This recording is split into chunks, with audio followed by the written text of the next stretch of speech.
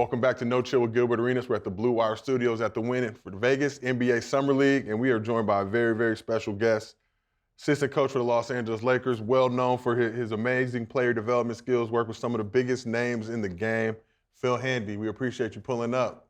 Oh, man, it's a pleasure to be here, man. Appreciate you guys having me. I'm kind of hateful of the new school in the sense that, in the sense is, I had to rebound my own goddamn shots, bro. I'm in 2000s. We didn't. Harvey Grant was my player assistant coach. We didn't have that, bro. I'm with you, Gil. We didn't have it. Now look, it's a two-sided street, right? Mm-hmm. I think as a player development coach, you can see where the need is, Mm-hmm. but it's also we didn't have that when we were coming up. Mm-hmm. Coaches were coaches, Yeah. but skill development I don't even think that was a term back then. It was. How did it happen?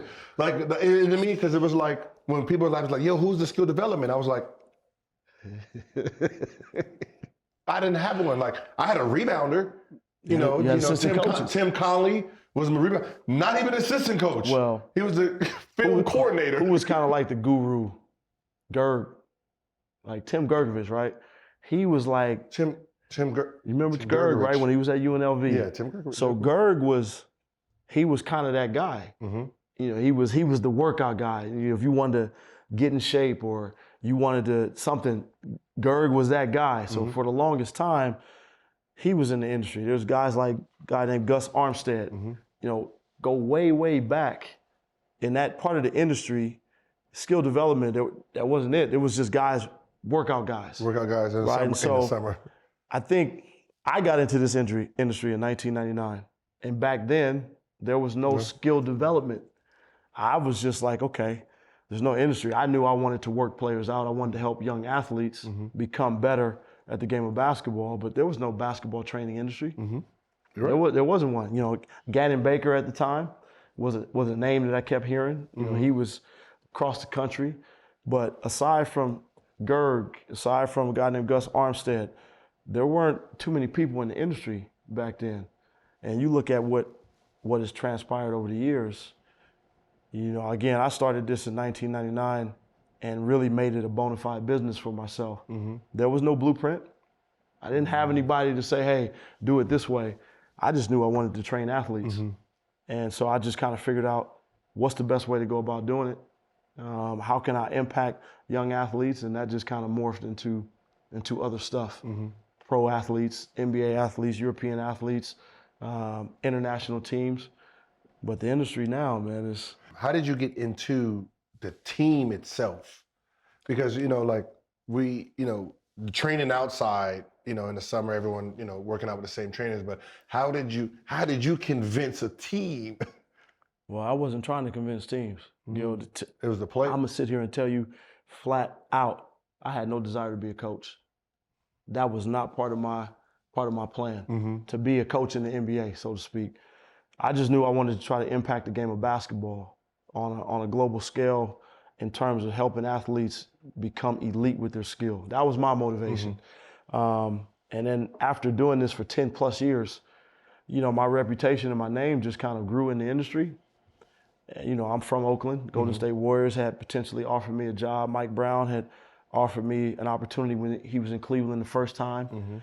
And I wasn't really interested. You know, I had a very prosperous business. I was running, work when I want, work when I don't want. And so it kind of really become a thing that I was just very comfortable in that space. And in 2011, Mike Brown got hired by the Lakers. My motivation in the industry was, you know, I wanted to be able to train with some of the best players ever. And so when Mike got that job and the opportunity became for me to work with the Lakers, the only thing that really sold me on it was to have the opportunity to stand next to Kobe. That was it. I wasn't interested in being a coach. I wasn't interested in necessarily coaching in the NBA. I wanted the opportunity to see if my skill set as a trainer was good enough to impact a guy like Kobe. That was my motivation, and that was the only reason why I took the job. Wow. And that was 12 years ago. Had you worked with Kobe at all before that? Never met that dude. So what was it like meeting Kobe for the first time as a Lakers player development coach, and just kind of how did y'all break through, and when did y'all actually start putting in work together? You know, man, that year, that 2011, it was a lockout. I mean, it was a shortened season. So when they hired me, the lockout ended. Mike Brown called me the day the lockout ended, say, I need you in LA tomorrow. So I had to shut my business down. I left, moved to LA, and we started training camp. And I remember, you know, I would come in early every morning. And this was my first opportunity to work in a team environment. And I didn't really know what I was doing. In that sense, Mike just said, figure it out. So I would get there early. Whoever was on the court, I would work with them. I would stay after practice. Whoever wanted to work, I would work with them. And I remember I would get in and get on the court early. And Kobe would, by then, he'd have his work done. You know, he'd come in early. He's in at 6 o'clock, 5 o'clock in the morning. He'd have his work done, be in the weight room, sitting in the back, go to sleep. The first few days, he would come out of the training room and he'd stick his head out and he would just watch what I was doing. He'd sit there for like 2 or 3 minutes and then he'd go back in the training room. He did that for about 4 or 5 days. And then like a week later, he finally texted me and said, hey, meet me at the gym. You know, I've told this story countless times. Meet me at the gym at 5. You know, I think it was like 5:45 or something like that. So I was like, okay, bet. I went to the gym that night, showed up, got there at like 4:30, thinking, you know, it was that night. I waited for that dude. 5:30 rolled around, didn't show up. 6 o'clock rolled around, he didn't show up. So I was like, okay, 6:30, I'm going home. I came in the next morning, my normal time, showed up work around 7 a.m. Man, that dude came out of the training room like, yo, mofo, you know, cussing at me, F-bombs. Where was you at? And I was like, bro, I was here. You know, you told me 5:45. You know, he was like, man, I meant 5:45 this morning. I showed up the night before. And so I was just like, okay. It kind of just took me back. And then he was like, look, be here tomorrow. And that's how our relationship started. You know, I think he really just looked at, what's my body of work? Do I understand the game? You know, how am I working with guys? How am I communicating with guys? What's my work ethic? That was for him, that's how it started. Yeah, again, I didn't know Kobe. I had to figure out a way to build a relationship with him, and it was purely through the work. Okay. He respected my work ethic in terms of just watching me work with other guys on the team before and after practice. He saw that I was, you know, committed to just being on the floor with guys and doing whatever I can to help guys get better. And that's how our relationship started. And, you know, the very first workout I ever had with him was, my question to him was, well, look, how can I help you? You know, he is a polarizing basketball player. What can I do to help you continue advancing yourself in this game? And he told it. He said, look, I want to get better with my ball hand. I want to get better, continue getting better with my footwork. I want to work on all these areas. He was always just trying to expand. And so he would come in and say, hey, look, today, this is what I want to do. I want to do some ball hand. I would do it. And so I would just fall right in line with it and try to help him in many different areas as I could. But the biggest thing for me was, man, I learned far more from him than I taught him or anything showed him. I learned so much more from him in terms of just mentality, work ethic, you know, how he worked. Man, it was an awesome experience for me because it was educational. Yeah, I tell trainers that's coming up, I said, you know, no matter what you think you know, until you get the right mindset around you to teach you the thought process. Because, you know, no matter how much you train, there's a thought process behind it. Right. There's a sickness. There's a sickness when it comes to getting better. You know what I mean? There's a sickness. That's how you were. But I learned. Like I have my work ethic, right? But my first introduction was Chris Mullin. Like, that's not how you work. This is how you work. Like, all right, okay. Then he was like, yo, you know, Kobe works out at this time. You know, go to the gym. All right, I took a cab, boom. Now I'm just watching. Like, just watching. Games he didn't even play, just out there 2-3 hours, just going. I'm like, and just listening to him yell at the trainer. That's not how, like, I remember he did a pump fake. You know how, you're the coach, right? You're not trying to hurt the guy. Right, no so he come 1-2, pull up, pump fake, you know, you jump, and then he shoots right over you. He get mad and he made it. That's not how That's not how I'm going to be guarded. Oh, bro, man. That's not how they guard me. You know, is that I got guys who are trying to knock my head off. I need some contact. Right. And I'm like, if you can't do off the court. Bruh. And I'm sitting here like. That's how it was. He is like training like this is a real battle. Man. And that, just watching it. Bro, And I was like, I'm training wrong. I need to train like I'm playing. I need to make it work. I need to over-exaggerate. Getting your habits intact. Your habits. And that's what changed. Just that interaction he had, that's now how I'm going to be guarded. He's not going to guard me like that. Right. Raja Bell, he's going to clothesline me. He's going to he's going to play this. So why are you training me like this? And I'm sitting here like. Yeah, he was a different mind, man. Like he's working out like he's training every day like Raja Bell is guarding him every single day. He was a different mind. And man. that's just his approach was totally different. And it taught me so much about just finer details. Mm-hmm. You know, I've always been a guy that kind of tried to focus on details, but his level of detail was just in another stratosphere. Mm-hmm. You know, just how he would stay in one spot for 45 minutes. Mm-hmm. Now, as a player, you know, how hard is that? That is. Mentally and physically, how hard is that to stay in one spot and just rep the same rep out for 45 minutes until you master it? Master it. And I used to act, you know, I didn't understand that when I first started working with him. You know, we would do certain things, do some ball handling stuff, and then he'd be like, I'm gonna stay in this spot for the next 30 minutes. Mm-hmm. And he would do the same move over. And at the time, I didn't really understand it. Mm-hmm. And so I was like, Cole, tell me, walk me through this. You know, what's your thought process of, and he said, man, I wanted it to feel like my skin. I want it to feel like fabric on my skin. So if I get to this spot on the floor at any point in the game, doesn't matter if it's one defender, two defenders, three defenders, I can shoot with my eyes closed. Mm-hmm. That type of mentality, right? Of just feeling completely comfortable. I had never trained like that as a trainer. And so again, it really opened my eyes up into different ways of how to be meticulous about your training. And that was the same thing I got from him. Yeah. You know, and that's why I said, you know, I trained and I'm training, but watching how he trained changed the way I came into training. Mm-hmm. So everything became volume. Yeah. You know, it wasn't about hours anymore. Right.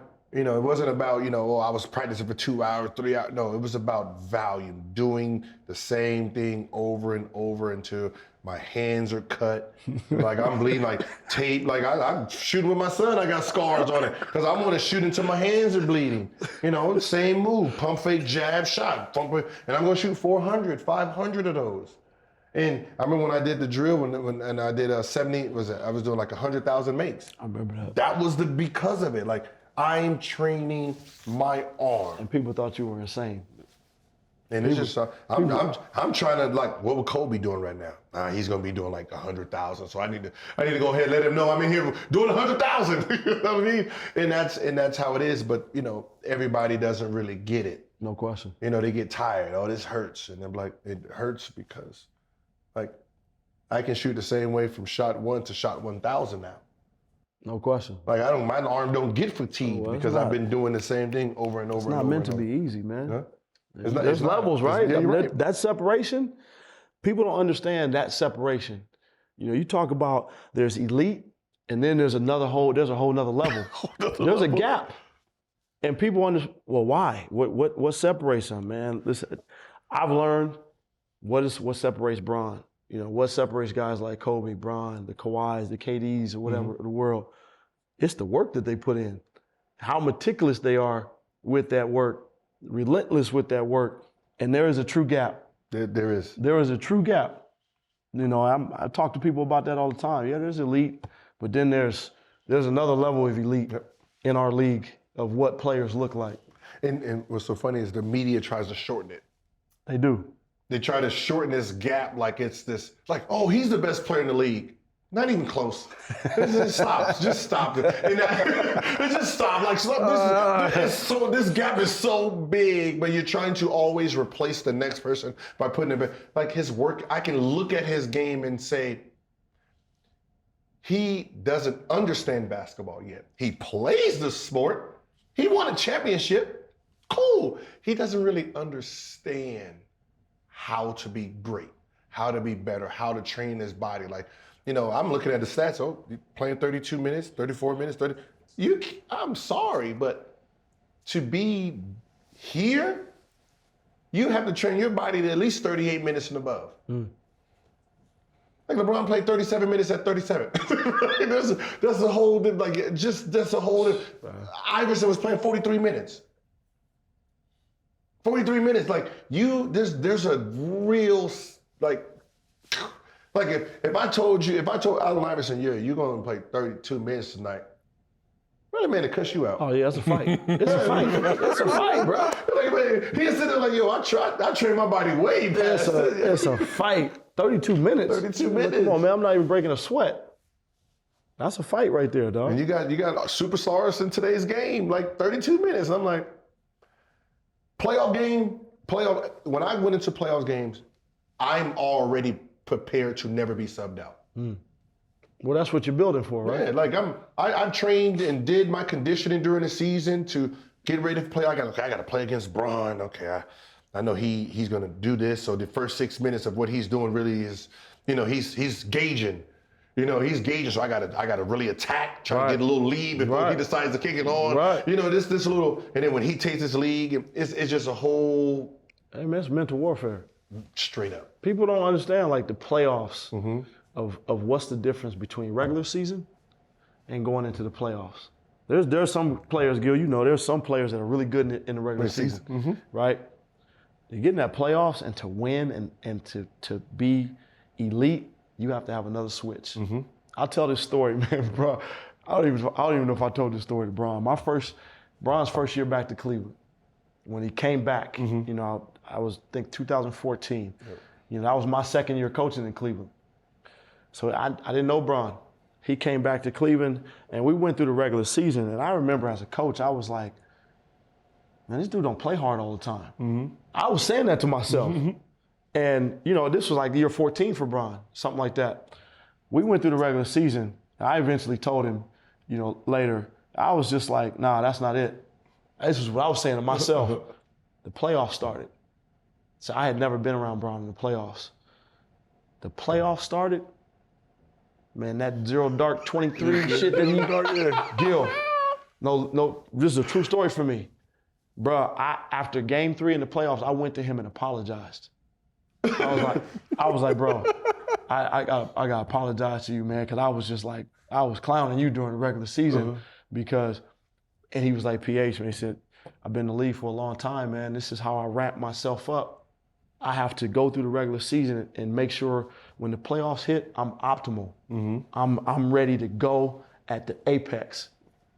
Bro, that level, that gear that he went through, I was blown away. How many players have that gear, Gil? Yeah. It's very few. I was blown away by it, dog. I went on Instagram. I think Kevin Love just went out.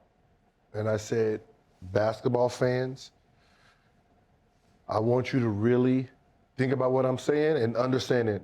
You better, when you're watching this LeBron that's about to come out now, this will be the last time and the first time you ever see him in this element. I said, LeBron, we know, cruises for the most part. That's how great he is. What we've seen him do, that's at a cruise level. Right. I said, that's a cruise LeBron. That's not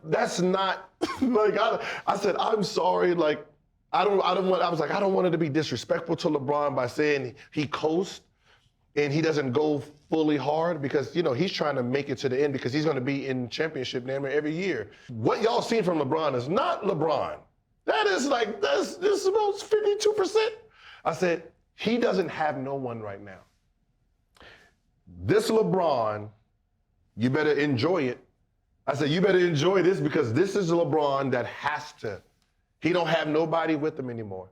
He has to try to elevate this team. So y'all enjoyed it. What did he average? 30, 36, 39, 13 and 9? And I was like, I said, you would never see that LeBron again because he's not at that point where, when Kobe had that year with him. I said, LeBron is probably the only player, the only superstar that never had that year. That he never had that year where he says, forget everybody, I'm trying to get my stats. Because I said, if he ever did that, who's stopping him? That man would average 40-something. But I said, he's never had like what Kobe had that year when he got rid of Shaq, James Harden in his year. I said, LeBron's never actually had that. When LeBron stepped in, it was all about trying to win a championship. Every year trying to win a championship. So he's been building the teams to try to win championships. So he's never actually had a selfish year where he says, I don't need anybody. I want to show the world what I can do. And I said, that is insane to me. Because you got to remember, I played him 3 years straight. So I studied everything about him. From when I went to his house and I seen, he got the TV, him and his wife now, they're sitting there watching every game. Everybody thought you're lying. No, that man was a machine. This is his rookie year and he did that. Yeah. So I can imagine what he has now and he's just watching all these games, watching everything going, processing it all, taking notes. And I'm like, this is who I got? This is who we playing against? Oh, bro. So now I'm trying to get in his head and just watching. And I remember I was telling Eddie, I was like, they weren't a better team than us. We got outsmarted by that man. He's smart, man. I said, we got outsmarted. He understood, and I caught it. I caught it late. Yeah. But I caught it. Yeah. First 6 minutes, and then he'll get that look to Brown.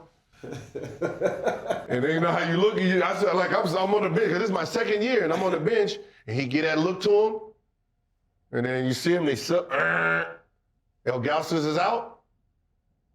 Eddie Jordan subs, Brendan's out. And then he attack.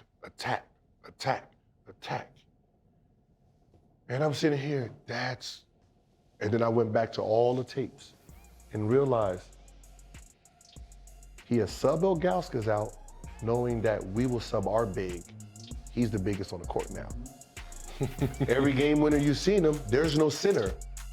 And I was like, yo, how did he figure that out? Coach, thank you so much, man. It's been another episode of No Chill with Gilbert Arenas. We'll be back with more very soon.